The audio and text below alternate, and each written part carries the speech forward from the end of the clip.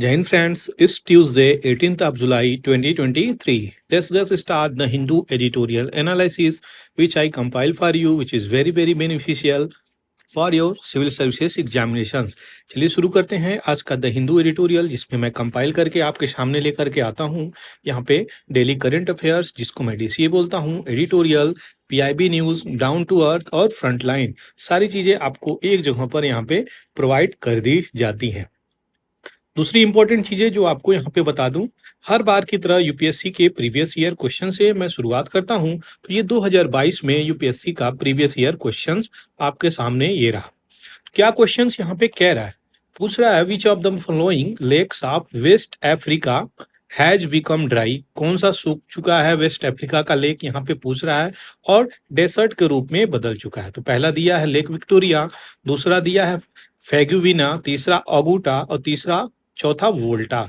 कौन सा right answer है? रिसेंटली क्वेश्चंस आप ही के यूपीएससी एग्जामिनेशंस में पूछा गया है और इन सभी ऑप्शन से पीसीएस में भी क्वेश्चंस बनाए जा सकते हैं। सो इसकी इंपॉर्टेंस को समझिए और टैकल करिए, डील करिए।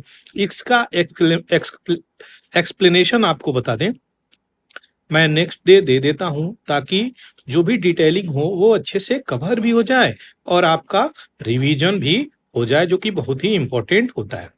दूसरा जो क्वेश्चंस है वो नेक्स्ट जो क्वेश्चंस है वो क्या है, गंडीकोटा कैनियन। ये कैनियन है साउथ इंडिया का। ये created by which of the following river, कौन सी रिवर के द्वारा इसकी उत्पत्ति हुई थी, यहाँ पे ये बोला जा रहा है। तो पहले में कावेरी नदी दिया है, दूसरे में मंजीरा, तीसरे में पेन्नार, चौथे में तुंगभद्रा। कौन सा सही है? राइट आंसर आप कमेंट सेक्शंस में लिख सकते हैं। बाकी आपको डिटेलिंग नेक्स्ट डे बिल्कुल दी जाएगी, चिंता बिल्कुल भी नहीं करें। चलिए आगे बढ़ते हैं। हर बार की तरह ग्लोसरी जो कि इंपॉर्टेंट हो जाती है आपकी, वो मैं यहाँ पर लेकर के आया हूं। तो यहाँ पे देखा जाए, एक सेकेंड, अब सही है। तो ये कुछ इंपॉर्टेंट वर्ड है, एटलीस्ट 5 से लेकर के 10 ही वर्ड कोई भी अगर याद करता है तो उसकी ग्लोसरी पावर बहुत बूस्टअप हो जाती है। 6 महीने पहुंचते पहुंचते ग्लोसरी पावर बहुत ही अच्छी हो जाएगी। तो पहला वर्ड दिया हूं कंसेंसुअल, और इसका जो है यहाँ पे सिनोनिम्स मैं दे देता हूं। तो इसका क्या मतलब होता है कंसेंसुअल? तो ये निर्णय लेकर विचार करके कोई कार्य करना कंसेंसुअल माना जाता है। तो इसका मतलब याद रखिएगा, हिंदी मीनिंग। और अगर बात करी जाए सिनोनिम की, तो यहाँ पे डिसीजन हो सकता है, एग्रीमेंट और आइडियाज, इसको लेकर के उपयोग होते हैं। एक्सटॉलिंग एक नया वर्ड है, इसको यहाँ पे क्या मतलब होता है? तो किसी की बड़ाई करना एक्सटॉलिंग किया जाता है। तो प्रेज करना एंथुजियास्टिकली, यानी किसी की बड़ाई कर देना खुल करके, वो एक्सटॉलिंग कहा जाता है। एक्रीमोनियस क्या है? यहाँ पे कटु भावना रखना या फिर क्रोध युक्त, ये सारी चीजें एक्रीमोनियस स्टेटमेंट के रूप में आप यूज कर सकते हैं। तो जैसे कि कोई आपसे क्या कह रहा है, कोई गर्म होकर बात कर रहा है, क्रोध से बात कर रहा है, तो एक्रीमोनियस शब्द का इस्तेमाल किया जा सकता है। अगर सिनोनिम्स की बात करें तो वो क्या है, यहाँ पे bitter, rancorous, caustic, acerbic, scathing, sarcastic, acid harsh, sharp, razor edged, cutting, astringent, trenchant, mordant, virulent, spiteful, vicious, ये तो बहुत फेमस है। Crabbed, vitriolic, savage, hostile, hateful, venomous, ये भी बहुत फेमस है। पॉइजनस, ये सारी इंपॉर्टेंट चीजें हैं जो आपको यहाँ पर बताई जा रही हैं। ये जो इंपॉर्टेंट चीजें अभी आपको मैं बता रहा हूं, वो सारी की सारी चीजें आप इसका इस्तेमाल कर सकते हैं, जो आपके लिए बहुत ही लाभदायक साबित होगा। आपको बता दें ये सारी चीजें इंपॉर्टेंट है, इसका उपयोग कर सकते हैं आप, और अपने अगर एक बार सेंटेंस फॉर्म में इसका इस्तेमाल कर रहे हैं तो आपको मेमोराइज भी हो जाएगा, जो कि बहुत ही ज्यादा बेनिफिशियल होगी किसी भी एग्जामिनेशंस के लिए, खास करके जिसमें इंग्लिश पूछे जाते हैं। तो ग्लोसरी पावर बहुत ही इंपॉर्टेंट हो जाती है अगर आप उस एग्जामिनेशंस की तैयारी कर रहे हैं जिसमें इसकी नीड होती है, इससे क्वेश्चंस आते हैं। दूसरा, अगर आपको इंग्लिश भी सीखना है तो भी आपको ग्लोसरी सीखना भी पड़ेगा। तो ये बेनिफिट इसके हैं, बहुत सारे मल्टी डायमेंशनल बेनिफिट हैं जो आपको इसको लेकर के चलना होगा। आगे बढ़ते हैं, यहाँ पे देखेंगे नई चीजें क्या इंपॉर्टेंट हैं जो कि पीआईबी न्यूज में यहाँ पर डाली गई है। तो ये सारी चीजें यहाँ पे देखी जाएंगी और यहाँ पे सारी डिटेल आपको यहाँ पे दे दी जाएंगी। तो चलिए देखते हैं क्या यहाँ पे चीजें हैं इंपॉर्टेंट। तो सबसे पहले आपको अगर बात करें तो नरेंद्र मोदी को लेकर के यहाँ पे चीजें आ रही हैं जो आपके प्रधानमंत्री हैं। यहाँ पे क्या हो रहा है, कश्मीर में एक नामदा क्राफ्ट है। ये कहाँ का क्राफ्ट है याद रखिएगा, कश्मीर का है। क्वेश्चंस बन जाए क्योंकि अभी बहुत सारी ये चीजें न्यूज में आ गई है। तो नामदा क्राफ्ट कहाँ पे है, कश्मीर का। इसको अप्रेजल किया जा रहा है, सेंचुरी ओल्ड ये चीजें हैं, क्राफ्ट है और इसको प्रमोट किया जा रहा है। कहाँ का है, कश्मीर का। नरेंद्र मोदी यहाँ पे इनोग्रेट किए हैं क्या, integrated terminal building of Veer Savarkar international airport. तो ये चीजें इंपॉर्टेंट हो जाती है, वीर सावरकर के बारे में भी जानना इंपॉर्टेंट हो जाती है। और ये कहाँ पे है, पोर्ट ब्लेयर में 18 जुलाई को 10:30 बजे वीडियो कॉन्फ्रेंसिंग से टर्मिनल का उद्घाटन करते हुए नजर आए। तो अब हमारे लिए बैकग्राउंड डिटेलिंग क्या हो जाता है, वीर सावरकर को जानना, ये चीजें इंपॉर्टेंट हो जाता है जो कि अभी आपको मैं दूंगा, घबराने की जरूरत नहीं है। यूनियन होम मिनिस्टर और मिनिस्टर ऑफ कॉपरेशन एक ही लोग हैं, अमित शाह। कॉपरेशन मिनिस्टर ये जो है यही इस बार निर्माण किए हैं अमित शाह जी।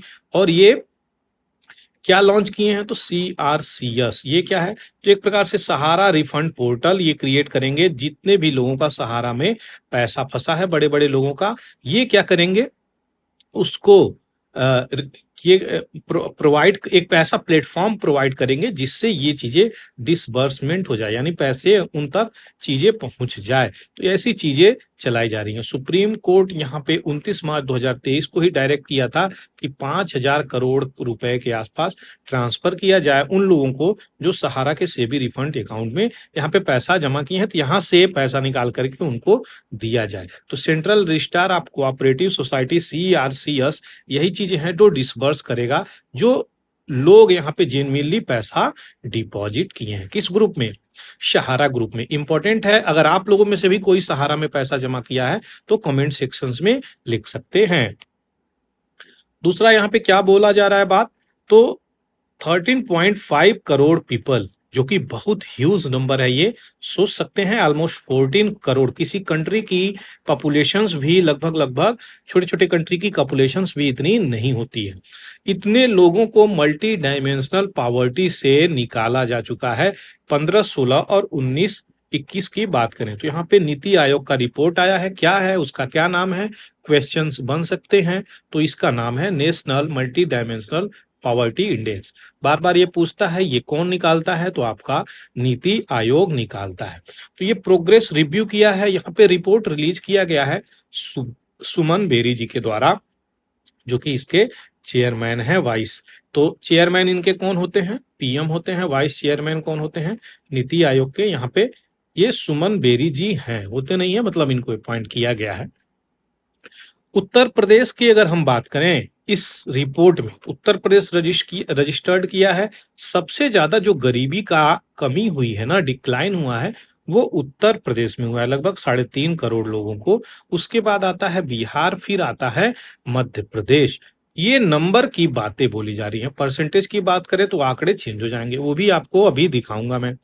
दूसरा जो रिपोर्ट निकल के आ रहा है, union home minister of cooperation Amit Shah यहाँ पे चेयर किए हैं रीजनल कॉन्फ्रेंस। ये ड्रग ट्रैफिकिंग और नेशनल सिक्योरिटी को लेकर के कॉन्फ्रेंस अटेंड किए हैं। यहाँ पे क्या बातें बोली जा रही हैं, तो जो 2-2.5 हजार करोड़ रुपए की ड्रग चीजें चल रही थी कंट्री में, नारकोटिक कंट्रोल ऑफ ब्यूरो ने उसको पकड़ा है और उसको डिस्ट्रॉय भी करवाया गया है यूनियन होम मिनिस्टर के द्वारा। तो ये अच्छी चीजें हैं। देश में युवाओं को नशे का लत नहीं लगना चाहिए, क्योंकि युवा जो है किसी कंट्री का बैकबोन होता है।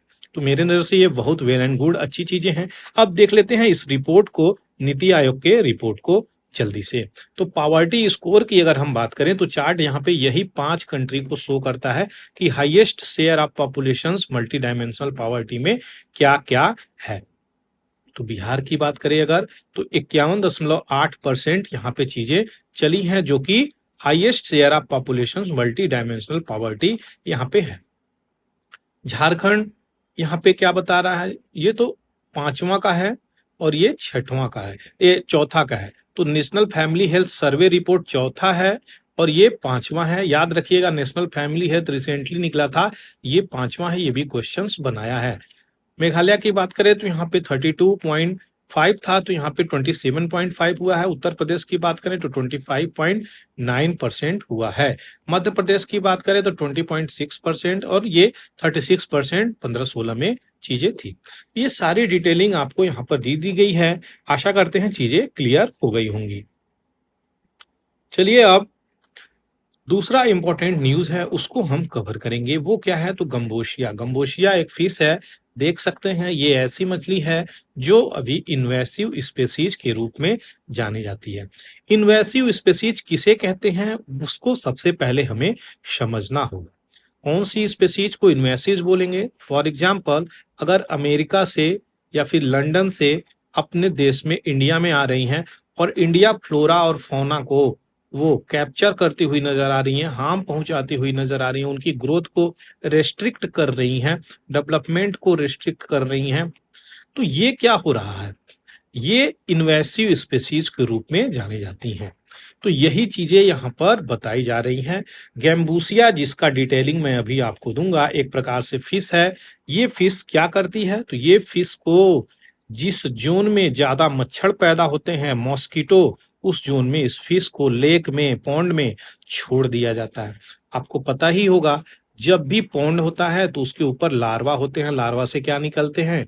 मॉस्किटो। मॉस्किटो में भी क्या? फीमेल। फीमेल मच्छर ही ज्यादातर ब्लड सक करते हैं।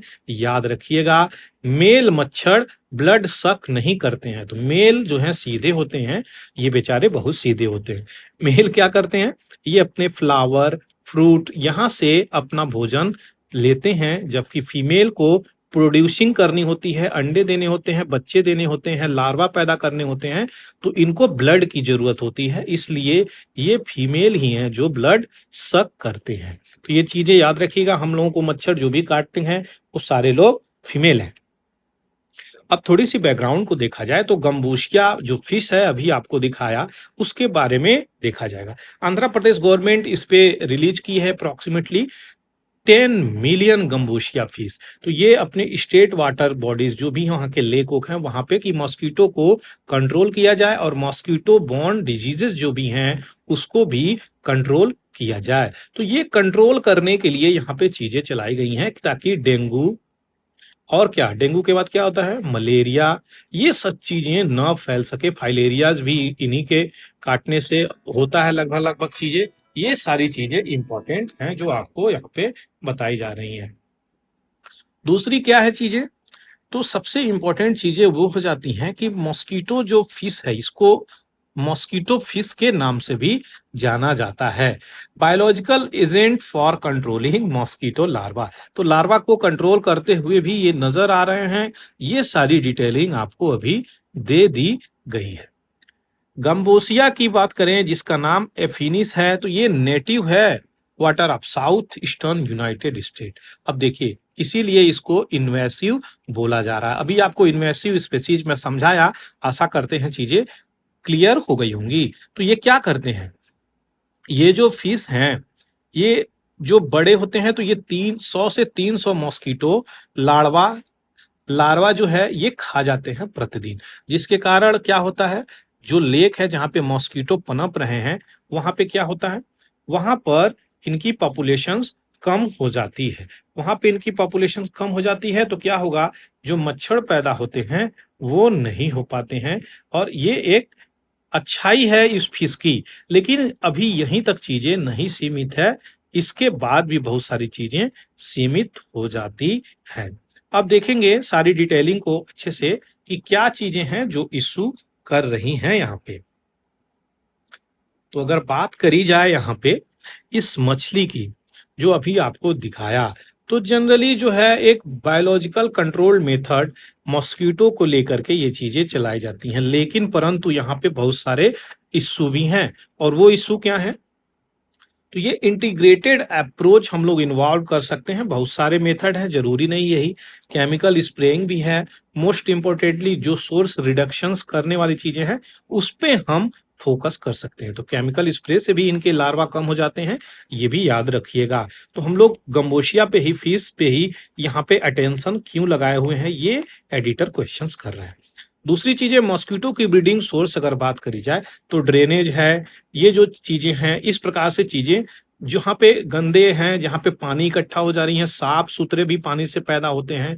डेंगू वाले मच्छर तो साफ ही पानी से पैदा होते हैं, और जो साफ तरीके के जो डेंगू वाले मच्छर नहीं होते हैं, वो गंदे पानी से भी मच्छर पैदा होते हैं। तो ये डिजीज फैलाते हुए नजर आ रहे हैं। दूसरी चीजें बात क्या बोली जा रही है, तो जो मॉस्किटो की ब्रीडिंग सोर्स है ये ओपन ड्रेनेज है, और दूसरी clearing vegetations mosquitoes feed on must be prioritize over releasing fish into water body. तो ये चीजें क्या बोली जा रही हैं, क्लियरिंग ऑफ वेजिटेशंस। आप इस प्रकार की चीजें, जो वेजिटेशंस हैं, जो पेड़ पौधे हैं, जो इनको पनपा रहे हैं, उसको आप क्लियर कर रहे हैं, और वाटर बॉडीज में मछली को छोड़ रहे हैं, ये प्रायोरिटी नहीं होनी चाहिए। यहाँ पे ये सारी बातें बोली जा रही हैं।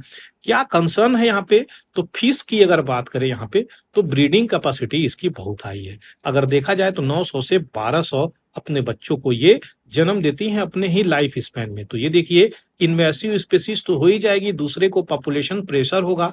तो पॉपुलेशन प्रेशर क्या होता है, नया टर्म बोल दिया मैं, उसको भी क्लियर कर ही लें। अगर यहाँ पे एक ग्रुप रह रहा है कम्युनिटी बना के, तो दूसरा ग्रुप अगर यहाँ पे आ जा रहा है और अपने पॉपुलेशन को तीव्र गति से फैला रहा है, तो यहाँ पे पॉपुलेशन प्रेशर, इसी टर्म को पॉपुलेशन प्रेशर बोला जाता है। यानी जो भी खाने की मटेरियल होगी इन स्पेसीज के बीच में, वो घटता हुआ नजर आएगा, हैबिटेट घटता हुआ नजर आएगा, जो नीड होगी वो कंप्रोमाइज होती हुई नजर आ जाएगी। यही सारी चीजें पॉपुलेशन प्रेशर दर्शा रही है। यहाँ पे क्या बातें बोली जा रही हैं, यहाँ पे 2 गैस्टेशन यहाँ पे चल रहा है। तो फीमेल, यहाँ पे गैस्टेशन क्या होता है, गैस्टेशन से भी क्वेश्चंस यूपीएससी बनाया हुआ है। तो ऐसा पीरियड जब से ये गर्भ धारण करती हैं और जब से ये बच्चा देती हैं, तो ये सारी चीजें अंडे देती हैं, तो उस पीरियड तक को ये गैस्टेशन पीरियड बोला जाता है। तो जो ओल्डर फीमेल्स है, यहाँ पे 6 जनरेशन पर पर्सन तक यहाँ पे चीजें देती हैं। तो इनकी जो प्रोड्यूसिंग पावर है वो तीव्र गति से है। 900 से 1200 बच्चे अगर पैदा करेंगी तो भैया पॉपुलेशन प्रेशर तो होगा ही, पूरे तालाब में खाली गंबोशिया ही नजर आएगी। International union of conservation of nature, ये इंपॉर्टेंट बॉडी है। क्या करता है ये, तो ये चेक करता है किस प्रकार से फ्लोरा फौना को चीजें चल रही हैं, कंजर्वेशन सही से चल रहा है कि नहीं, प्रिजर्वेशन सही से चल रहा है कि नहीं। 100 वर्स्ट इन्वेसिव एनिमेशन स्पेसीज में से ये एक माना गया है। तो ये IUCN ने भी इस बात को बोल दिया है। वर्ल्ड हेल्थ ऑर्गेनाइजेशन की बात करें रिपोर्ट, तो ये सपोर्ट किया है कि इफेक्टिवनेस है ब्रीडिंग इसकी। अगर गंबूशिया एफिनिस की हम बात करें तो ये कि लार्वा कंट्रोल तो करता है, ये मैन मेड ब्रीडिंग हैबिटेट यहाँ पे बनाकर, ये चीजें याद रखिएगा। स्विमिंग पूल में हम करवा सकते हैं, गार्डन पॉन्ड में करवा सकते हैं। No access to natural environment. तो ये जो इन्वेसिव स्पेसीज है, इसको WHO ने सीधे मना किया है। आप लेक में, नेचुरल पॉन्ड में, रिवर में, इनमें आप नहीं छुड़वा सकते। ये स्विमिंग पूल वाले तालाब में कर सकते हैं, गार्डन में कर सकते हैं, ताकि इनको नेचुरल हैबिटेट नहीं मिल सके। तो ये चीजें हैं, गवर्नमेंट को इस पर ध्यान देना चाहिए। रिपोर्ट जो बन रहा है यहाँ पे रिलीज कर रहा है कि ये एक्जॉटिक फिश जो स्पेसीज है, नेचुरल इन्वायरमेंट को हार्म करती हुई नजर आ रही है। तो ये सारी चीजें थी जो आपको इसको लेकर के मैं यहाँ पे दिया। गंबोशिया फिश देख सकते हैं किस प्रकार से है, क्या इम्पैक्ट है, क्या इसका सिचुएशन है, प्रोड्यूसिंग पावर है, सारी चीजें आपको यहाँ पर बता दी गई है। आशा करते हैं चीजें क्लियर हो गई होंगी। चलिए देखते हैं अब जो नरेंद्र मोदी जी ने यहाँ पे जो टर्मिनल का पोर्ट ब्लेयर में उद्घाटन किया, वो देख सकते हैं, कुछ इस प्रकार है। देखने में तो बहुत सुंदर लग रहा है ये एयरपोर्ट। और ये कहाँ पे है, आपके अंडमान निकोबार। वहां पे क्या है, पोर्ट ब्लेयर। पोर्ट ब्लेयर क्या है, कैपिटल है किसकी, अंडमान निकोबार की। तो यहाँ पे किस नाम से पोर्ट है, तो सावरकर। तो अगर देखा जाए एयरपोर्ट की बात, तो एयरपोर्ट से हम नजर आता है बैकग्राउंड में डिटेलिंग, जो कि इंपॉर्टेंट हो जाता है विनायक दामोदर सावरकर जी के बारे में जानना। तो चलिए जानते हैं, जो कि बहुत ही इंपॉर्टेंट हो जाता है। 28 मई 1883 में जन्म लेते हैं। 26 फरवरी 1966 को इनका देहावसान हो जाता है, देहांत हो जाता है। इनके देहांत के पीछे भी बहुत सारे इश्यू हैं, बहुत सारे रहस्य हैं।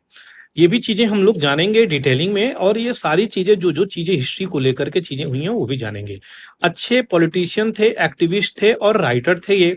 सावरकर की अगर बात करें तो इन्होंने वाली आइडियोलॉजी को प्रमोट किया और हिंदुत्व वाले टर्म को लेकर के आया। इनको जब रत्नागिरी जेल में इम्प्रिजनमेंट दिया गया था, 1922 में इनको जेल करी गई थी रत्नागिरी, और यहीं से ये हिंदुत्व वाली पॉलिटिक्स लेकर के आए, हिंदुत्व टर्म को लेकर के आए। हालांकि कोरली इन्हीं का नहीं था हिंदुत्व वाला टर्म, ये कोई और भी सबसे पहले कॉइन किया था। अगर बात करी जाए तो ये लीडिंग फिगर थे हिंदू महासभा। हिंदू महासभा से क्वेश्चंस आते रहते हैं, याद रखिएगा। इसकी स्थापना कब हुई थी, क्वेश्चंस आपसे मेरा ये है। दूसरी क्या बात बोली जा रही है, ये जो प्रीफिक्स लगाए वीर, जिसे ब्रेव बोला जाता है, तो ये जब अपनी ऑटोबायोग्राफी लिख रहे हैं उसके बाद से चीजें लगाएं। सावरकर ज्वाइन किए हिंदू महासभा और पॉपुलराइज किए किस टर्म को, हिंदुत्व वाले टर्म को पॉपुलराइज किए, जो कि किसके द्वारा क्वाइन किया गया था, बनाया गया था, चंद्रनाथ बसु। ये पर्सनालिटी थे जो हिंदुत्व वाले टर्म को लेकर के आए थे। तो ये आइडेंटिटी है एक प्रकार से भारत की, और सावरकर जो हैं एक प्रकार से एथिस्ट हैं ये, याद रखिएगा। अब भारत में क्या थे, ये एथिस्ट थे, याद रखिए। दूसरी क्या है, वो और उनके ब्रदर, ये उनके ब्रदर का क्या नाम है, आप कमेंट सेक्शंस में जरूर लिखिए। ये भी सावरकर हैं, जी से इनका नाम शुरू होता है। ये दोनों लोग मिलकर क्या किए थे, तो सीक्रेट सोसाइटी फाउंड किए थे जिसका नाम अभिनव भारत सोसाइटी है। कब सोसाइटी ये फॉर्म किया गया था, मेरा क्वेश्चन आपसे। तो ये यहाँ पे यूनाइटेड किंगडम भी गए थे और लॉ की स्टडी भी किए थे। इस प्रकार से चीजें ये चली। फ्री इंडिया सोसाइटी और इंडिया हाउस, इस ऑर्गेनाइजेशन से भी ये जुड़े हुए थे, जो कि यूनाइटेड किंगडम में चीजें थी। पब्लिश किए बुक क्या, the Indian war of independence, जिसकी वजह से यहाँ पे 1897 के ऊपर ये बुक लिखी गई थी। यहाँ पे ब्रिटिश गवर्नमेंट के द्वारा ये बुक बैन कर दी गई थी। अभी भी एक बुक है मार्केट में, याद रखिएगा, बहुत इंपॉर्टेंट बुक है। ये चीजें जो ब्रिटिश गवर्नमेंट के द्वारा बैन कर दी गई थी।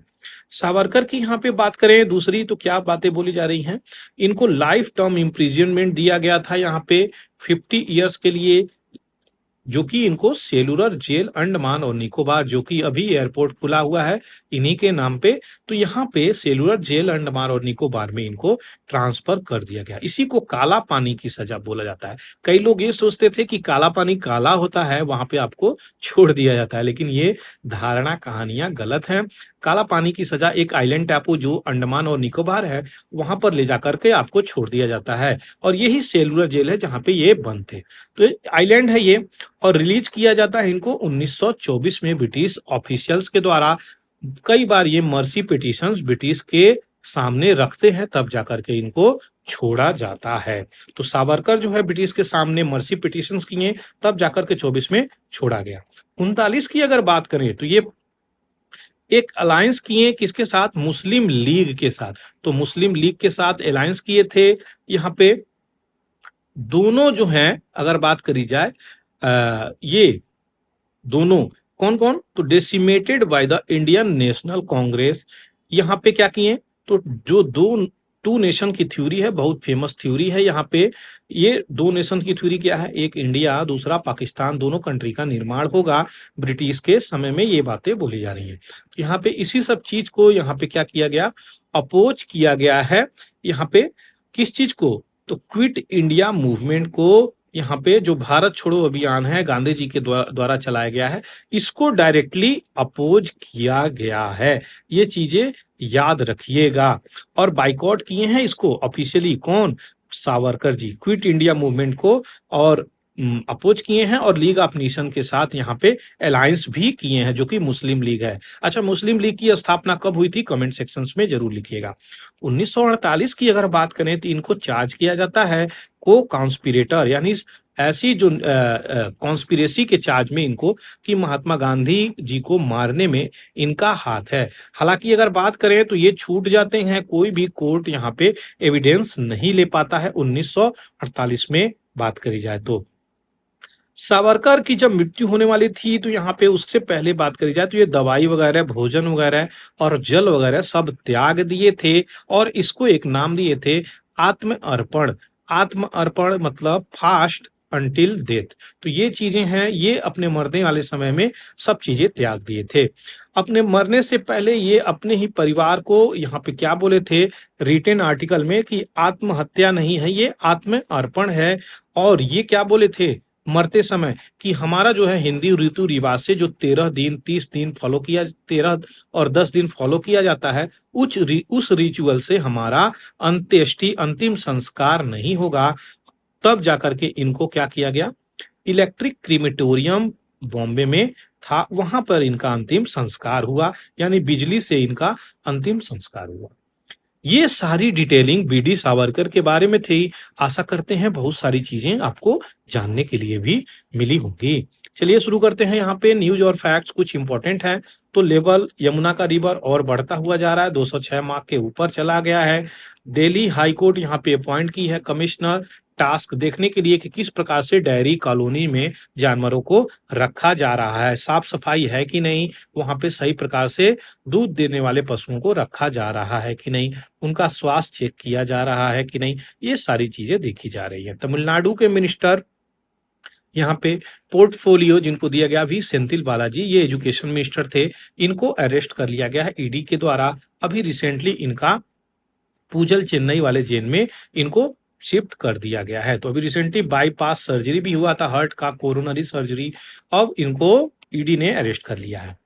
दूसरा जो चीजें निकल रही है, एंटी टेररिस्ट स्क्वाड, ये क्या है, तो उत्तर प्रदेश की स्पेशल टीम है एटीएस, जो कि यहाँ पे क्वेश्चंस करेगी किससे, तो पाकिस्तानी सिटीजन जो सीमा हैदर बहुत न्यूज में है, वो यहाँ पे आई हैं इलीगली, इसलिए एटीएस यहाँ पे क्वेश्चन करती हुई नजर आएगी। दूसरी क्या चीजें बोल रही हैं, तो असम के chief minister Himanta Biswa Sharma Monday को यहाँ पे इन पे आरोप लगाया गया है कि जो हेट स्पीच है, ये हेट स्पीच का समर्थन करते हुए नजर आ रहे हैं और मुस्लिम को ये मियाँ मियाँ बोल रहे हैं। तो यहाँ पे इनके ऊपर बहुत सारे तृणमूल कांग्रेस जो पार्टी है वेस्ट बंगाल की, केस भी करती हुई नजर आ रही है सुप्रीम कोर्ट को, यहाँ पे सुप्रीम कोर्ट में केस करती हुई नजर आ रही है। बहुत सारे केस इनके ऊपर हो चुके हैं। आगे बढ़ते हैं अब इंपॉर्टेंट न्यूज की तरफ। तो हम लोग देखेंगे एमिराती फ्लो, ये क्या है, ये एमिराती फ्लो बहुत ही इंटरेस्टिंग चीज है और सारी डिटेलिंग आपको यहाँ पर दे दी जाएगी। आरबीआई और central bank of UAE, United Arab एमिरात, इसी को एमिराती बोला जा रहा है, इन दोनों बैंकों के बीच में यहाँ पे सहमति हो रही है। 15 जुलाई को चीजें हुई हैं कि किस प्रकार से क्रॉस बॉर्डर ट्रांजैक्शंस किया जाए, किस किस में, तो इनकी दिरहम में और हमारे रुपी में। तो दोनों कंट्री की अगर करेंसी यहाँ पे एक दूसरे कंट्री में मिलकर एक्सचेंज हो रही हैं और ट्रांजैक्शंस हो रही हैं, तो दोनों कंट्री की करेंसी स्ट्रांग हो गई, ये तो सभी लोग जानते हैं। यहाँ पे क्या बातें बोली जा रही हैं, जब डॉलर की बात करी जा रही है तो डॉलर इंटरमीडियरी है, यहाँ पे ये भी चीजें चलेंगी और डॉलर का जो प्राइस है ये तो हम लोग सभी लोग जानते हैं रूपी से कितना स्ट्रांग है। इसी प्रकार की चीजें यहाँ पे चल रही हैं। दोनों कंट्री दोनों बैंक यहाँ पे पेमेंट सिस्टम को लेकर के चलेंगी और किस प्रकार से ये चीजें चलाई जा सकती हैं उस पर कार्य करने के लिए दोनों कंट्री में चीजें चल रही हैं। तो रूपी भारत का है, दिरहम यूएई का है, याद रखिएगा, क्वेश्चंस बन सकता है। रिजर्व बैंक ऑफ इंडिया, यहाँ पे सेंट्रल बैंक जो कि रेगुलेटरी बॉडी है। आरबीआई की अगर बैकग्राउंड में डिटेलिंग देखें तो इंपॉर्टेंट हो जाती है, उस डिटेलिंग को भी हम देख लेते हैं जल्दी से। तो रेगुलेटरी बॉडी है, ये क्या करती है, तो रिस्पॉन्सिबल है किस चीज के लिए, तो यहाँ पे रेगुलेशन कराती है इंडियन बैंकिंग सिस्टम में कि, और ये किस मिनिस्ट्री के अंदर आती है, तो फिनांस मिनिस्ट्री के अंतर्गत आती है। 4 रीजनल रिप्रेजेंटेशन है, दिल्ली, चेन्नई, कोलकाता और मुंबई। 21 इसकी ब्रांचेज हैं कैपिटल सिटी में। स्टेटों की बात करें तो ये रीजनल ब्रांच है और ये ब्रांचेज हैं, ये रीजनल रिप्रेजेंटेशंस करती हैं 4 जगह पे, याद रखिएगा। हेडक्वार्टर कहाँ है, मुंबई में, ये भी याद रखिएगा। रिस्पॉन्सिबल है, कंट्रोल करती है, कोई भी इश्यू मेंटेन करती है, इस प्रकार से चीजें जो इंडियन रूपी को लेकर के होती हैं। मैनेज करता है किस प्रकार से कंट्री का मेन पेमेंट सिस्टम और वर्क किस प्रकार से चलेगा। 1 अप्रैल 1935 की इसकी स्थापना हो जाती है और ये जो आरबीआई का एक्ट है वो 1934 में आता है और ऑपरेशन इसकी शुरू होती है 1 अप्रैल 1935 से। दोनों में डिफरेंस है, याद रखिएगा। पहले इसके कौन से गवर्नर होते हैं, तो ऑसबॉर्न स्मिथ इसके पहले गवर्नर होते हैं। पहले इंडियन गवर्नर की बात करी जाए तो सी देशमुख 1943 में होते हैं। भारतीय governor C Deshmukh, Osborne Smith पहले गवर्नर। इसकी जो इवोल्यूशन होती है हिल्टन यंग कमीशन से हो जाती है। यहाँ पे 1926 में royal commission Indian currency finance पे आई थी, फिर young commission, Hilton young commission. Questions यहाँ से भी आया, बल्कि सभी स्लाइड के पॉइंट से आया हुआ है। Bharatiya reserve bank note Mudran BBRNM specialized division है ये आरबीआई की। अगर बात करें, जो प्रिंट करता है, मिंट करता है, यानी छापता भी है और बनाता भी है इंडियन करेंसी नोट्स, ये सारी चीजें हैं। Four of its currency printing presses कहाँ कहाँ हैं? तो नासिक में है, क्वेश्चंस आया हुआ है ये। देवास में है, मैसूर में है, साल्बोनी में वेस्ट बंगाल में है। तो महाराष्ट्र, देवास और Mysore, Salboni West Bengal. RBI establish किया है national payment corporation of India. ये एक स्पेशलाइज एजेंसी है, डिवीजन पेमेंट और सेटलमेंट देखता है, किस प्रकार से पेमेंट सेटलमेंट होगा।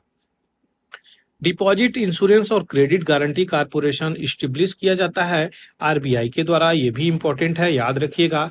One of the specialised division है इसी के अंदर। तो ये चीजें हैं जो कि इंपॉर्टेंट है, क्वेश्चंस बनी जाती हैं।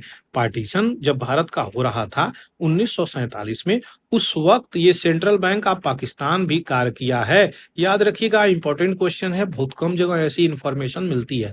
जून 1948 तक कार्य किया है। स्टेट बैंक ऑफ पाकिस्तान जब शुरू हो गया तब से ये छोड़ दिया कार्य करना।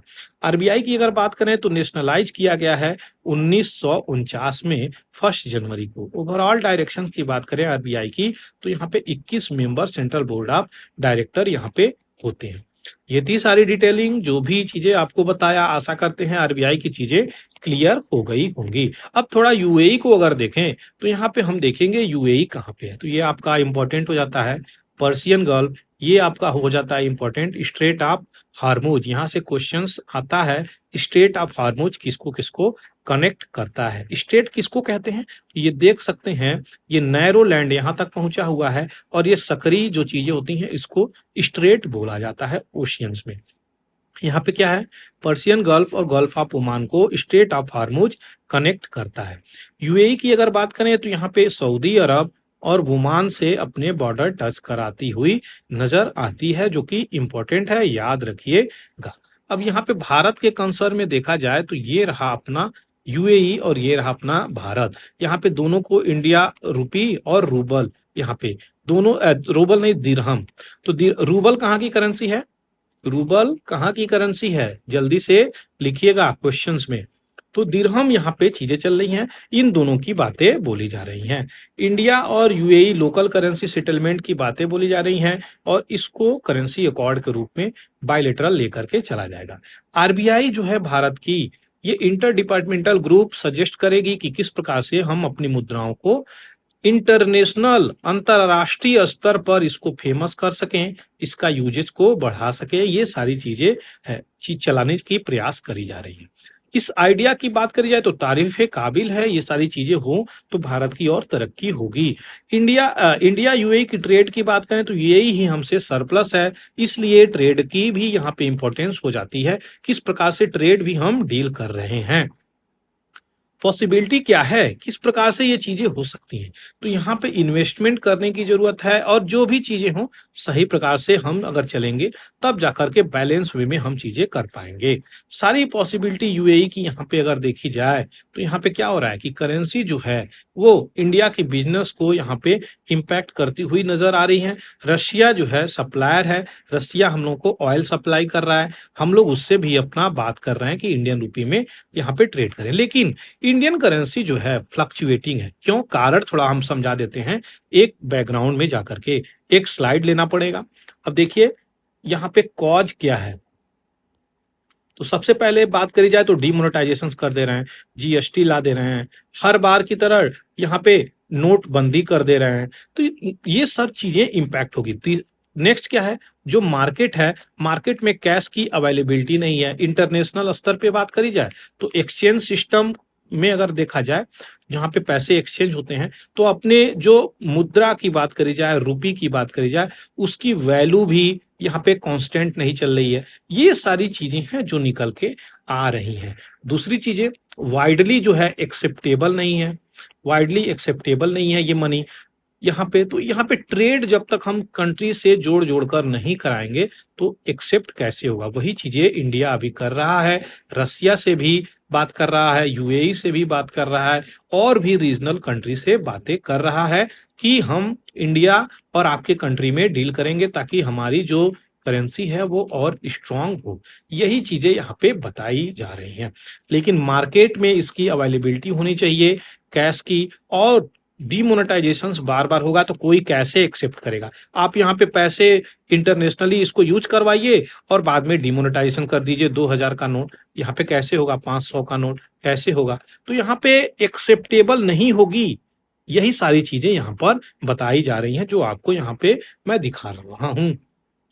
तो गल्फ में ये रुपी 1960 के समय से ही यहाँ पे एक्सेप्टेबल थी, चीजें चल रही थी, ऐसा नहीं थी, क्योंकि उस समय हमारी मुद्रा लगभग आपके यूएसए के आसपास बराबर चल रहा था वैल्यू में, तो हम लोग इसका भी इस्तेमाल कर रहे थे। बाद में इसका मुद्रा गिरा दिए हम लोग भी, कई सारे अपनी मुद्राओं को जानकर गिराए हुए हैं। तो यहाँ पे ये सारी चीजें चल रही हैं जो कि इंपॉर्टेंट है। आशा करते हैं कॉज, कारण, किस प्रकार के इश्यू चल रहे हैं, कैसे हम लोग इसको इंटरनेशनलाइज कर सकते हैं, सारी चीजें आपको बता दी गई हैं। Common civil code, common civil code सभी लोग जानते हैं, जो यूनिफॉर्म सिविल कोड लाने की बात करी जा रही है। इसी प्रकार से कॉमन सिविल कोड भी एक टर्म है। यूनिवर्स और कॉमन में थोड़े से तो अंतर हैं, लेकिन जो कॉमन सिविल कोड है इसी को रिजेंबल कर रहे हैं यूनिफॉर्म सिविल कोड को। 22वां लॉ कमीशन यहाँ पे होता है। इसमें क्या होता है? तो एक प्रपोजल आता है यूनिफॉर्म सिविल कोड को किस प्रकार से इंप्लीमेंट करी जाए।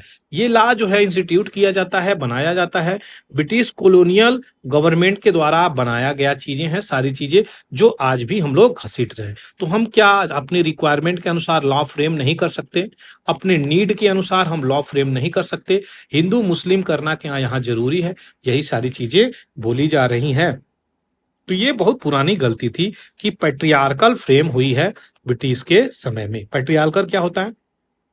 वुमेन को, मेन को इक्वल राइट्स नहीं देना, वुमेन की डोमिनेट करके रखना, और मेन को डोमिनेंस डोमिनेंस यहाँ पे मेन की डोमिनेंसी यहाँ बनी रहती है। तो जो पुरुष वर्ग है इस प्रकार से यहाँ पे चीजें चल रही हैं। तो क्या है? मेल ही यहाँ पे करता धरता रहता है, और जो हिंदू डिवाइडेड अनडिवाइडेड फैमिली है यहाँ पे, उसमें भी ये चीजें देखी जा रही हैं। डिवोर्स की बात करी जाए अगर, तो मुस्लिम वुमेन को ये चीजें बिल्कुल भी हक नहीं थी, इस प्रकार की चीजें। ट्राइब्स में बहुत सारे इश्यू हैं, हर सारे ट्राइब में अलग अलग कस्टम ट्रेडिशंस हैं, रिलीजन है, रिचुअल हैं, इस प्रकार की इश्यू एग्जिस्ट करती हैं। वुमेन को इनहेरिटेंट प्रॉपर्टी की भी राइट नहीं दी गई है बहुत सारे जगहों में। हालांकि नॉर्थ ईस्ट में तो कई जगह मैट्रियार्की भी चल रही है, मेघालय जैसी स्टेटों में पारसी वुमेन को भी राइट नहीं दी गई है। यहाँ पे मैरिज आउटसाइड कम्युनिटी की बात करी जा रही है। तो ये सारी चीजें यहाँ पे रखी गई। अगर आउटसाइड कम्युनिटी में पारसी लोग शादी कर लेते हैं तो उनको निकाल दिया जाता है कम्युनिटी से। क्या इस प्रकार के राइट्स को हमें चेंज नहीं करना चाहिए? ये यहाँ पर एडिटर बोल रहे हैं। तो वुमेन एम्पावरमेंट करने की जरूरत है। जो इंडिया की सिविल कोड यूनिफॉर्म ये पहले से ही यहाँ पर चीजें हैं, इसकी नीड बता रहा है, इसलिए हमें अपने फ्लॉटम और जेसम, इसका क्या मतलब होता है? तो ये जो सड़े गड़े कूड़ा करकट वाले लॉ हैं ब्रिटिश कॉलोनियल के समय में, इसमें चेंज लानी चाहिए जो कि जरूरी भी है।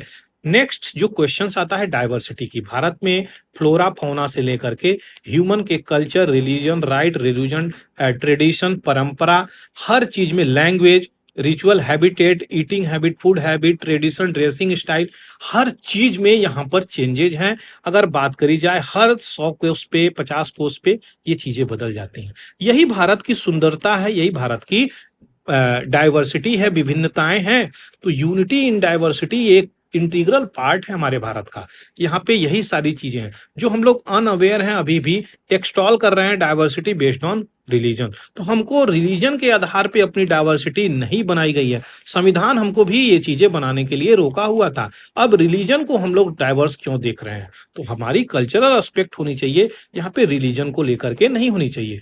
पॉलिटिकल साइंटिस्ट जो कि प्रताप भानु मेहता बहुत फेमस पर्सनालिटी थे, याद रखिएगा, इन्होंने क्या कहा, फेडरेशन ऑफ रिलीजन ये चीजें सही नहीं है और इंडिया को इसको एक्सेप्ट नहीं करना चाहिए। भीमराव अंबेडकर भी यहाँ पे कॉन्स्टिट्यूएंट असेंबली में जब पास हो रहा था तो यूसीसी पे ये बात बोले थे, यूसीसी को आप लोग क्यों इस निगाह से देखते हैं, क्यों क्यों यहाँ पे रिलीजियस एंगल से देखते हैं, ये पॉलिटिकल अरेंजमेंट, पॉलिटिकल एग्रीमेंट के रूप में हम लोगों को देखना चाहिए जो देश का नीड है। तो इसकी इंपॉर्टेंस को समझिए।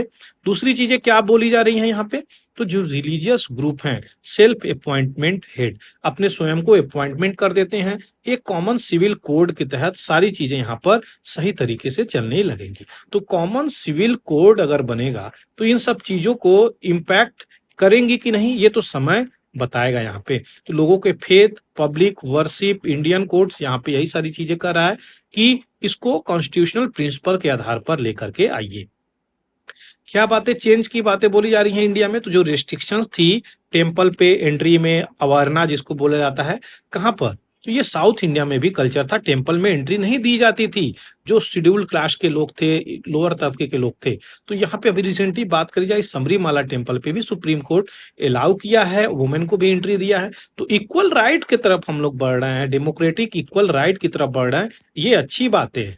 दूसरी तरफ क्या बोली जा रही है, बाईगैमी, दो शादी कर लेना, यहाँ पे बाईगैमी होता है। तो हिंदू में यह चीजें जल्दी देखी ही नहीं जाती हैं, जबकि वहीं पे बात करी जाए मुस्लिम करते हुए नजर आ रहे हैं, और यहाँ पे क्या बातें बोली जा रही हैं, और ये वायलेशंस इन पे लागू भी नहीं हो रहा है। तो ये किस प्रकार का सिविल कोड है, यही बातें बोली जा रही हैं।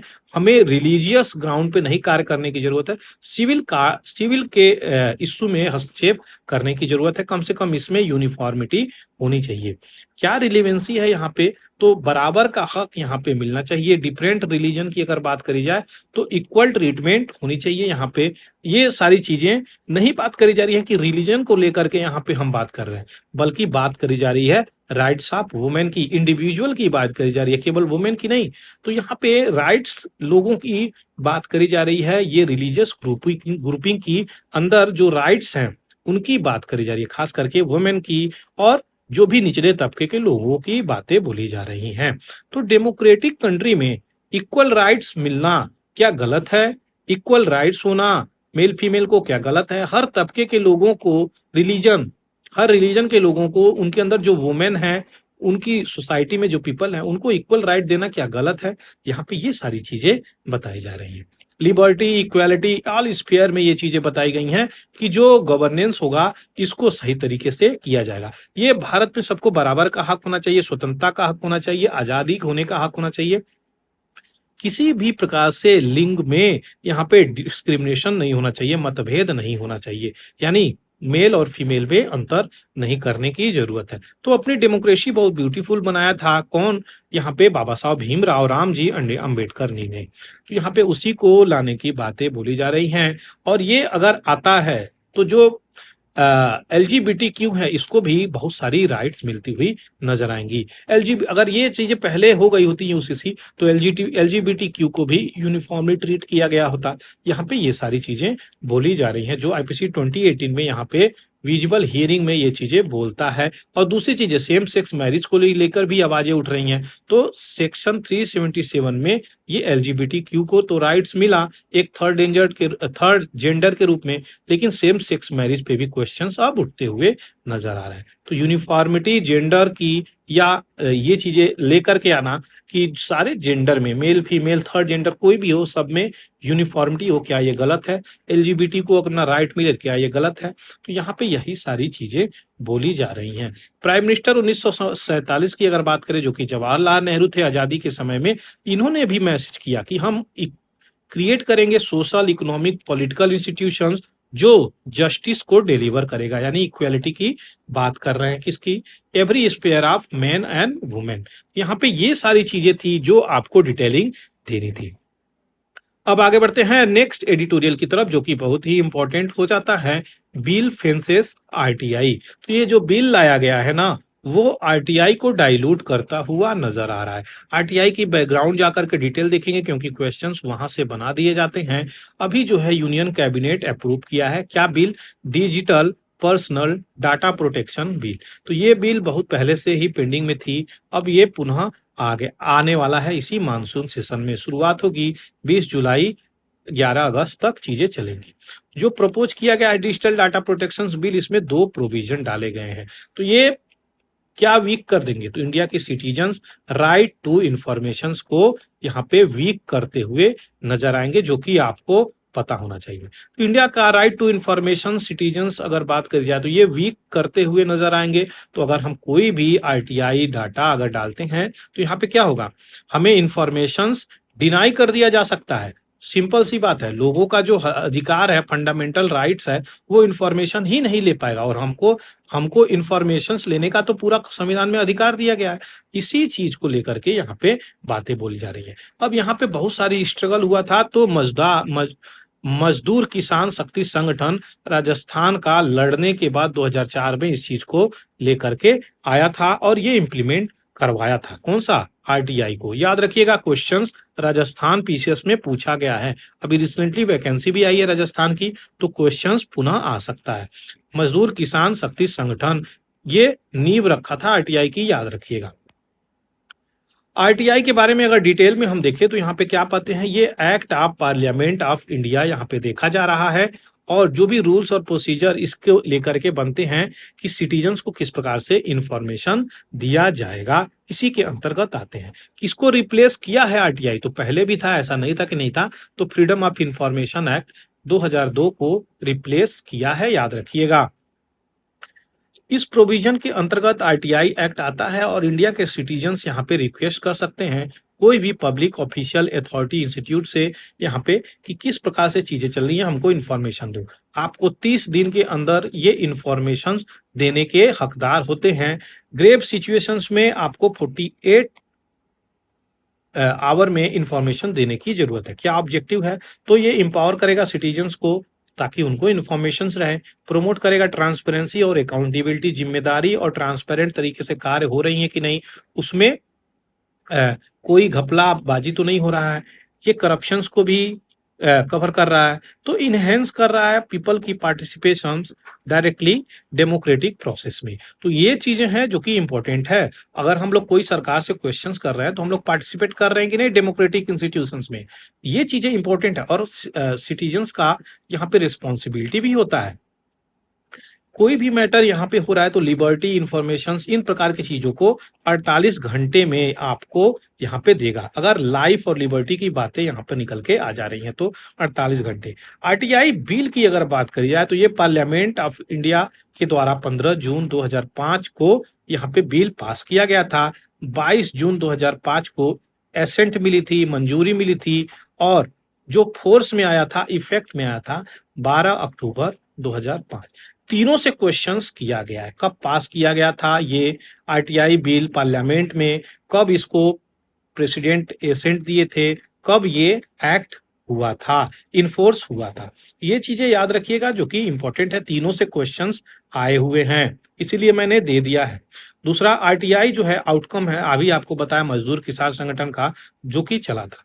1976 की बात करें तो एक केस आता है Raj Narayan versus state of Uttar Pradesh. ये केस सुप्रीम कोर्ट का है और यहाँ पे राइट टू इंफॉर्मेशन को ट्रीट करने के लिए बोलता है कि यह फंडामेंटल राइट है, आर्टिकल 19 क्लॉज 1A में। ये चीजें याद रखिएगा, सारी डिटेलिंग इसकी दे दी गई है। तो जो भी चीजें इंपॉर्टेंट है यहाँ पे मैं आपको दे दिया हूँ। आरटीआई से जो कोई भी चीजें आपको क्वेरी बचती हैं, क्वेश्चंस बचते हैं, आप यहाँ पे कर सकते हैं। कैसे? कमेंट सेक्शंस में जाकर के। तो जो पब्लिक ऑफिशियल्स हैं यहाँ पे इस अमेंडमेंट के बाद, अगर ये अमेंडमेंट बिल अमेंडमेंट हो जा रही है तो आरटीआई को कैसे डाइल्यूट करेगा? तो ये सीधे सीधे डिनाई कर सकते हैं सिटीजन्स को, और इनके पास लेजिटिमेट राइट होगी, और ये कोई भी गलत काम एक्सपोज नहीं हो पाएंगे, करप्शन एक्सपोज नहीं हो पाएंगे। यहाँ पे ये इश्यू निकल के आ रही है।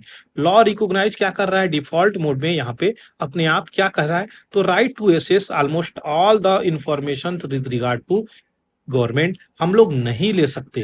कैसे? तो वो एक तलवार है उनके पास, वो पर्सनल इंफॉर्मेशंस को लीक नहीं करने का तलवार बना चुके हैं। उसको भी देखेंगे तो यहाँ पे क्या है, यहाँ पे सेक्शन 8(1) से लेकर के यहाँ पे 10 सब सेक्शंस डाले गए हैं, जिसमें ए से लेके जेड तक होता है। याद रखिएगा ये तीनों चीज, सेक्शन 8(1) में 10 सब सेक्शन डाले गए हैं, 1 से लेके ए से लेके जेड तक। इसमें वाइडली मिसयूज किया गया एग्जेम्पशंस का, क्या यहाँ पे बोला गया? तो जो पर्सनल इंफॉर्मेशन होगी वह पब्लिक पार्ट एक्टिविटी की हिस्सा नहीं हो सकती। तो आप कैसे यहाँ पे आरटीआई डाल करके इंफॉर्मेशन लेंगे?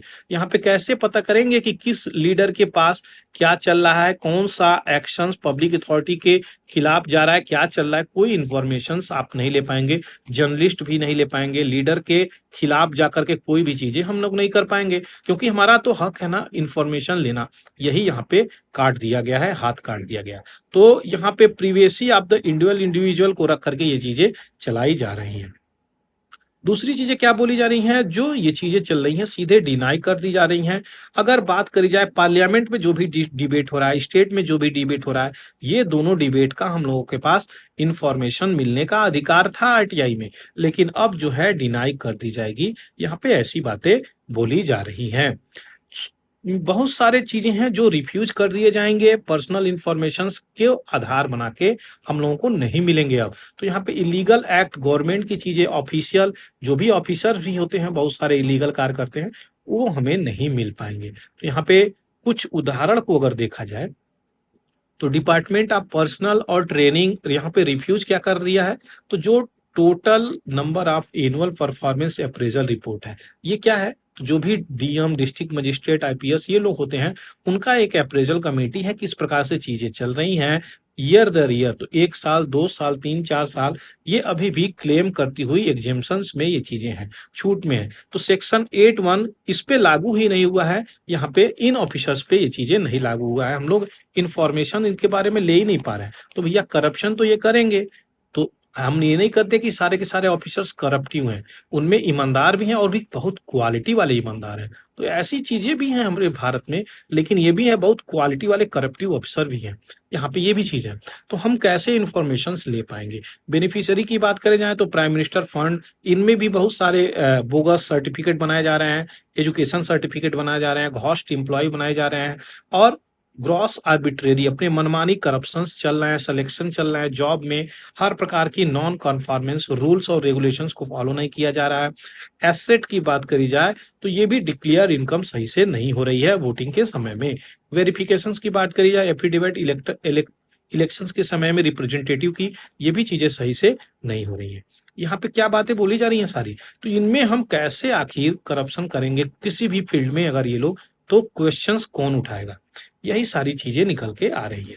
बहुत सारे ऑनेस्ट भी ऑफिसर्स हैं जो कि अभी आपको बताया, लेकिन जो बिल आ रहा है ना, वो डाइल्यूट कर रहा है सीधे आरटीआई को, यहाँ पे इसी सेक्शंस की इस्तेमाल करके। तो सेक्शंस याद रखिएगा, सेक्शन 8(1)(j। अगर ये अमेंडमेंट हुआ बाबा, तो यहाँ पे क्या बोला जा रहा है? तो सारे के सारे इंफॉर्मेशंस जो रिलेटेड है किससे? पर्सन से, कुड बी लीगली डिनाइड। तो हम लोग को नियम के अनुसार डिनाइड कर दिया जाएगा। यहाँ पे ये चीजें अगर पास हो गई इस बार, जो गवर्नमेंट लाने वाली है, तो बहुत सारे इंफॉर्मेशंस यहाँ पे क्या होंगे? रिलेटेड टू पर्सनल हम लोगों को नहीं मिलेंगे, और हम लोग जो भी चीजें करेंगे वो डिनाई कर देंगे। 18 साल पहले से भी ये चीजें चल रही हैं। अगर बात करें तो अभी तक कोई भी हार्म, कोई भी इश्यू इंडिविजुअल या पर्सनल लॉ को लेकर के, पर्सनल इंटरेस्ट को लेकर के हमको रोका नहीं गया था। लेकिन अब जो प्रपोज्ड है, ये कहीं ना कहीं डेमोक्रेसी को निचले तबके पर लेकर चली जाएगी। ये थी सारी डिटेलिंग जो अभी आपको बताया। आशा करते हैं चीजें क्लियर हो गई होगी। चलिए शुरू करते हैं। दूसरा जो इंपॉर्टेंट न्यूज है, तो स्मॉल स्टेट और डिपेंडेंसी, ये एक आर्टिकल निकला हुआ है। इस आर्टिकल को हम लोग देखेंगे। तो जो छोटे छोटे राज्य हैं ना, वो यूनियन पे निर्भर होते हुए नजर आ रहे हैं। वो क्यों? वो सारी चीजें देखा जाएगा यहाँ पे और समझा जाएगा। तो जो state with population less than 1 crore, 1 crore से जो नीचे हैं पॉपुलेशन वाले छोटे छोटे स्टेट, अपने ज्यादातर नॉर्थ ईस्ट में वो स्टेट पाए जाते हैं। तो नॉर्थ ईस्ट को अगर देखा जाए तो इन राज्यों की हम बात कर रहे हैं, 7 सिस्टर की बात कर रहे हैं, खासकर मणिपुर, नागालैंड, मिजोरम, त्रिपुरा, इन स्टेटों की बात करें तो यहाँ पे पॉपुलेशन ज्यादा नहीं है, कम है। तो जिसके कारण इन स्टेटों में क्या है? पॉपुलेशंस की जो कमियां हैं, तो यहाँ पे रिवेन्यू की भी कमियां हैं। रिवेन्यू भी कम है, पॉपुलेशंस भी कम है। क्यों? क्योंकि रिसोर्सेज की बात करी जाए तो रिसोर्स भी इस स्टेट में नहीं है। दूसरा जो है यहाँ पे एडमिनिस्ट्रेशन की बात करी जाएगा तो यहाँ पे विल पावर भी कमियां नजर आ रही हैं स्टेट के अंदर, क्योंकि स्टेट तो अपना रिवेन्यू कई जगह से बना सकता है, टैक्स स्ट्रक्चर को बदल सकता है, रिफॉर्म कर सकता है, हर प्रकार के यहाँ पे जो भी ट्रेड में उसमें अपना चार्जेस कर सकता है, बहुत सारी इश्यू हैं जो कर सकता है, लेकिन उसमें भी वो हस्तक्षेप नहीं कर रहा है, सीधे के सीधे रिवेन्यू ऑफ द यूनियन के ऊपर यहाँ पे डिपेंड होता हुआ नजर आ रहा है। यही सारी चीजें यहाँ पे बताई जा रही है, जैसे मिजोरम, सिक्किम, त्रिपुरा हो गई, ये सारी चीजें यहाँ पे लिमिटेड है, इनकी फिजिकल कैपेसिटी भी कम है। लिमिटेड कैपेसिटी तो स्टेट में बहुत सारे हैं ही, लेकिन फिर भी अगर बात करी जाए तो स्टेट को यहाँ पे एक्शंस लेना चाहिए और पॉलिटिकल गुडविल की यहाँ पे जरूरत है, तब जाकर के चीजें होंगी। यहाँ पे बहुत सारे डिक्लाइन भी हुआ यूनियन ट्रांसफर, और स्टेटों की बात करी जाए तो कई स्टेटों को ट्रांसफर सही से नहीं हो रही है। क्यों? जीएसटी का 41% यहाँ पे स्टेट को ट्रांसफर होता है, तो यहाँ पे उन स्टेटों को भी सही प्रकार से ट्रांसफर नहीं हो रहा है, जो कि इशू निकल के आ रहा है। क्या मिटिगेशन से सॉल्यूशंस की बातें अगर देखी जाए तो वल्नरेबिलिटी जो है, इसका सॉल्यूशंस क्या है? तो सबसे पहले प्रायोरिटी करें कि आप किस प्रकार से इस सोर्स को, टैक्स रिवेन्यू को बढ़ा सकते हैं, इसको हमें देखने की जरूरत है, तब जाकर के हम इसको इफेक्टिवली इंप्लीमेंट करेंगे। जो लीकर बैन हुआ था अभी मणिपुर में हम बात करें तो लीकर प्रोहिबिशन पॉलिसी लेकर के आया गया था, और ये सब्सटेंशियल बहुत ज्यादा मात्रा में अगर बात करी जाए तो रिवेन्यू की लॉसेस हुई हैं, जबकि वहां पे अगर बात करी जाए इसके इफेक्ट की निगेटिव तो ये चीजें कम नहीं हुई हैं, लेकिन लीकर की जो रिवेन्यू है वो स्टेट्स को यहाँ पे कम हो गई है। अरुणाचल प्रदेश में यहाँ पे फिनांस का एक यहाँ पे इश्यू आया था, ये क्या था? तो जो लैंड सेल और परचेज हुआ था उससे उसको पोटेंशियल इंक्रीज हुई थी। ये चीजें जब चालू हुई अरुणाचल प्रदेश में जमीन खरीदना और बेचना, तो इसकी पोटेंशियल भी बढ़ी। तो ये सारी चीजें हैं, इस प्रकार की चीजें भी स्टेट को लेकर के आनी चाहिए। और जो इम्प्रूव करना चाहिए, टैक्स एडमिनिस्ट्रेशन आपको पहले ही बताया, और collection of non tax revenue भी बूस्ट अप करना चाहिए। बहुत सारे फील्ड में हमें कलेक्टिव इफिशियंसी लाने की जरूरत है। तो ये थी सारी डिटेलिंग। कुछ देख लिया जाए चार्ट, किस प्रकार से ये चीजें शो करता है कि transfer of the revenue receipt ratio किस प्रकार से है। तो जो यहाँ पे रिवेन्यू ट्रांसफर हो रहे हैं यूनियन के द्वारा छोटे छोटे स्मॉल स्टेट को, वो किस प्रकार से हैं। तो यहाँ पे मणिपुर को दिया जा रहा है, अरुणाचल प्रदेश को, मिजोरम को, नागालैंड को। 2014-15 से देखा जाए तो ये चीजें चल रही हैं। 18-19 में गोवा को यहाँ पर, और 22-23 में अगर देखा जाए तो मणिपुर किस प्रकार से चल रहा है। सारे स्टेट की अगर बात करें तो यहाँ पर हम लोग रुके हुए हैं। अगर यही चीजें दूसरे तरीके से देखा जाए कि स्टेट की क्या रिवेन्यू है, अपनी ओन जो टैक्स है वो क्या है, तो यहाँ पे देखा जाए तो मणिपुर देखिए कितना नीचे है, यहाँ पे दिखाई दे रहा है। नागालैंड क्या हाल है, सिक्किम का क्या हाल है, मिजोरम का क्या हाल है। सारे स्टेट की बात करी जाए तो यहाँ पे निकल के आ रहे हैं।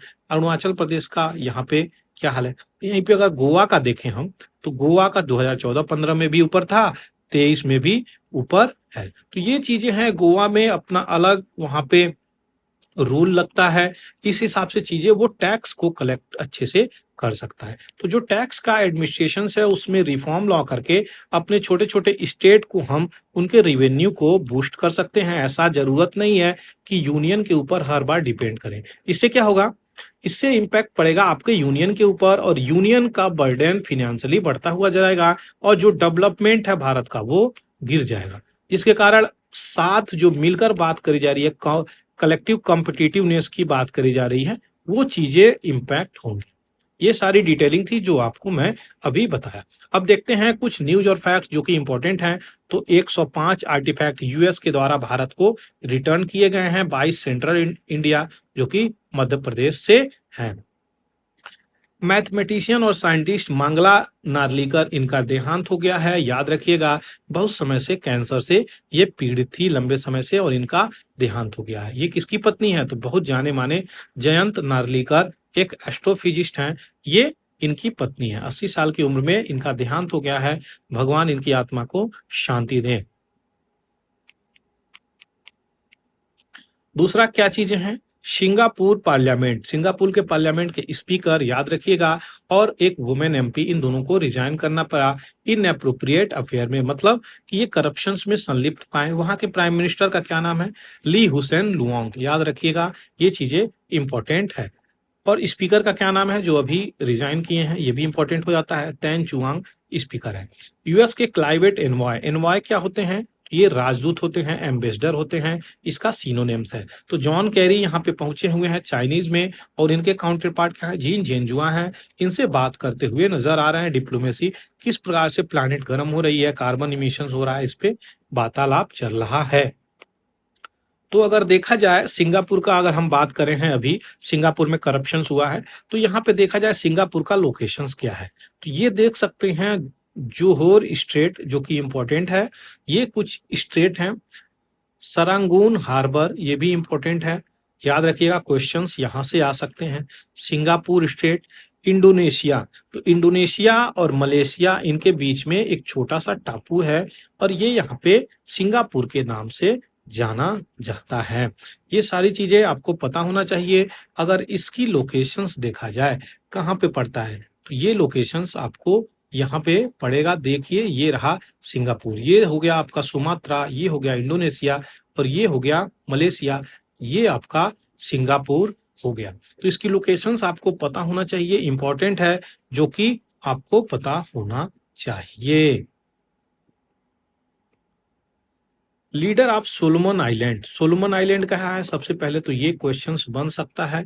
तो ये जो भी लोग क्रिटिसिज्म कर रहे हैं इनके नेशंस को लेकर के कि ये अपना जो है मित्रता चाइना से बढ़ा रहे हैं, तो ये कह रहे हैं डरने की जरूरत नहीं है। यूएस, ऑस्ट्रेलिया, आपको हम कोई भी चीजें गलत नहीं कर रहे हैं। तो सोलोमन आइलैंड, ये चीजें हैं। यहाँ के प्राइम मिनिस्टर का क्या नाम है सोलोमन के, तो मनीषा सोगरेव, याद रखिएगा, क्वेश्चंस बन सकता है। क्रेमलिन, क्रेमलिन कहाँ है, तो मॉस्को को क्रेमलिन बोला जाता है, बहुत पुराना नाम है, याद रखिएगा, ये रसिया में है।